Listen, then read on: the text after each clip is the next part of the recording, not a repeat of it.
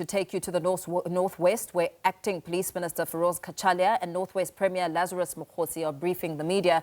They visited the Mogale Traditional Authority following a surge in illegal mining in Bapong village near Brits. Let's listen in. National Commissioner So without any further waste of time, I'm going to hand over to the Premier just to give you a snippet view of what prompted today's meeting and deliberations on what is expected. So Premier, let me hand over to you. Thank you very much. We have met here today in the company of the National Minister of Police. We are also here accompanied by Mogale and the two MECs responsible for local government and safety in the province and the executive mayor of the district and the local municipality. Well, we are here in Bapong today because there's been a general call that that has been going, in our social media, in our print media, and it has been a topical matter in the country and in the province, to come and receive reports, and personally being here as the Premier and the Minister being here to come and see for ourselves the situation practically on the ground. Since this morning, we were engaged with all our strategic stakeholders that are involved, including the Department of Mineral Resources, which was also here to come and participate, the two municipalities which were here, the State Security Council was also here, the police were here, the National Commissioner of Police was here, the Provincial Acting Commissioner also was here. We received the report from the Prof Joint in terms of what is the security issues around Bapong, the mining issues around Bapong, but also we did not only focus on Bapong, also we're giving a perspective of the entire province. But the long and short of the story is that the situation here is dire. The situation here needs a different approach. The situation here is that as government, we need to have a multidisciplinary approach to deal with the situation. We have established that there is an illegal mining, and we are convinced that this is an organized crime. This is a very sophisticated crime in terms of there is a serious demand, there is a serious supply. We have seen that there is established plants that people use to wash all these minerals and then they transport them. We have agreed that the Minister will also give his input, because we have agreed that the National Commissioner will also now present to your good selves operationally going forward, how are we going to deal with this matter.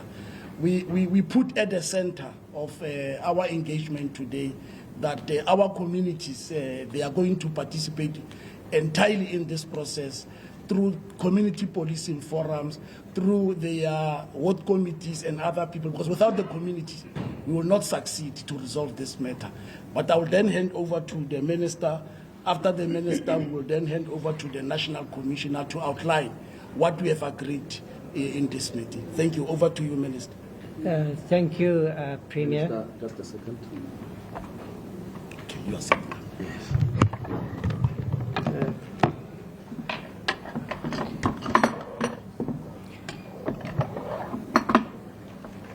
Thank you, Premier, for insisting that I visit. There's no substitute for this kind of direct engagement. I have a much stronger appreciation for the experience of the community as a result of illegal mining. I heard the story of from a lady whose 8-year-old baby was shot. One police officer explained that she had lost her husband also in a shooting accident, a shooting incident. So the community in this area has really suffered as a result of illegal mining, and it's imperative that the police do much better. They have arrested a number of people in December, 21 in all. So policing operations have intensified in the area. But it's clear that a lot more needs to be done. The country as a whole has seen footage of deep holes in residential areas. They've seen footage of big cranes carrying out illegal operations in full view of the public.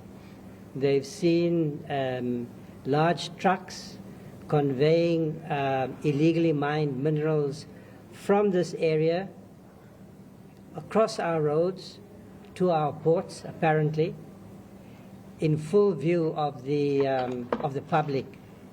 So it's clear that that the police need to strengthen their response to illegal mining.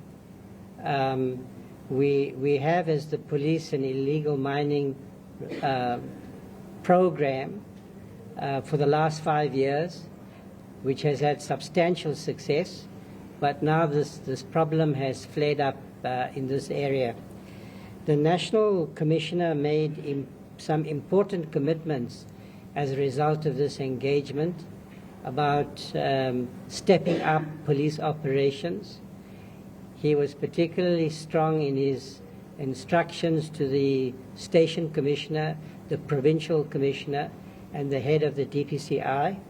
And I'm going to hand over to him to convey the commitments that he made when it comes to strengthening policing operations in this area in response to illegal mining.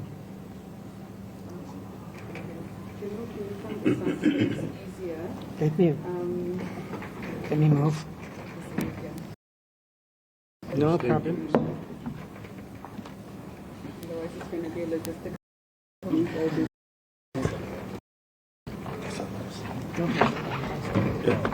Thanks very much to members of the media. With regard to what we are here for today at Bapong, there has been a deployment in the area since last week. We did evaluate, we have seen where are the areas for improvement. So we are reinforcing the team so that they can be there day and night. They will continue in stabilizing the area. But what we'll also do then in terms of investigation is to reinforce both the DPCI is investigating, but we'll reinforce them with a team from National, look at the case and investigate the whole issue of this illegal mining happening here as to who's involved with able to deal with those. So that will continue with immediate effect moving forward. And then with regard to other matters that are outstanding, or just matters to report, for the past week we arrested 20,274 suspects. That is countrywide, not for Bapo now. And we have confiscated 156 illegal firearms. And we also recovered 64 hijacked and stolen vehicles. That is with regard to the festive season operation. On the investigation of DJ Waras, yes, unfortunately, Gauteng province did give me the assurance that they would have arrested by today, and I must say it didn't happen. However, they have taken 2 people for questioning that are linked to the matter, but it's not the shooter. There are people that are linked. We are still investigating, and the shooter is still on the loose. We definitely will have to get that one. With regard to Salisville, the killing at the hostel, both Gauteng and Limpopo police yesterday, we arrested one of the shooters in Limpopo, and he has since appeared, he's appearing as we speak in Polokwane Magistrates Court on the possession of a firearm, because he was in possession of a firearm, which will still check whether it's the same firearm used in the killing at the hostel. And from there he will be moved over to come and appear tomorrow in Pretoria for the killing of the 12, the murder of the 12 people, and also the attempted murder of the 13 people. And with regard to, you'd recall the killing of the principal at Tembisa, where school principal was killed. And we made 2 arrests there, but we did not arrest the shooter. So yesterday we have since arrested the shooter, and he is arrested. He will appear in court soon, by tomorrow. That is basically the update that we would want to give. Thank you very much. Defense National Commissioner. I think we are going to start with the first round of questions. Colleagues, due to time constraints, principals need to go and visit one of the sites where there is a spike of illegal mining activities. So, due to time constraints, we are going to take only 2 sets of questions. So, we are going to start with the first round of questions from colleagues. Who's willing to go first? Okay. Can you kindly introduce yourself? And Please come forward, colleagues, so that the principals can be able to see who is asking questions. Or you can stand up. Yeah, just stand up. Thank you very much. Skarama from News from Africa. My question will go to the law enforcement. This was seen, and also the premier can answer. This was seen as a government's ongoing efforts of finding long-lasting solutions to what is placed in the community. Doesn't your confidence perhaps just share some of the immediate interventions that are going to be taking place as of today, perhaps after the walkabout that's going to happen? And maybe on law enforcement, there's heavy machinery that stands idle, which were brought in to excavate those lands. What is going to happen to those that machinery? Will the police be confiscating it? Thank you. Can we take the second question? Right. The latest coming out of that Northwest Provincial Government meeting with Police National Commissioner as well as Acting Police Minister Firoz Cachalia, Northwest Premier Lazarus Mokgosi, and really just getting a sense towards the end there, we heard the National Police Commissioner Fani Masemola giving an update saying there's been a deployment in the area since last week, and they're reinforcing a team to stabilize the area, a team which has been working day and night, and they are looking for the past week now, really talking about a national scope when it comes to festive season operations. 156 illegal firearms found, 64 hijacked and stolen vehicles recovered, and giving updates on a leading story that we have been monitoring very closely here on SABC News. DJ Warris saying that 2 people have been taken in for questioning linked to the murder, and investigations, of course, do still continue as the shooter is still on the loose. When it comes to the Salisville hostel matter where 12 people were killed, we heard Masemola saying that both Gauteng and Limpopo police have been hard at work arresting 1 person there.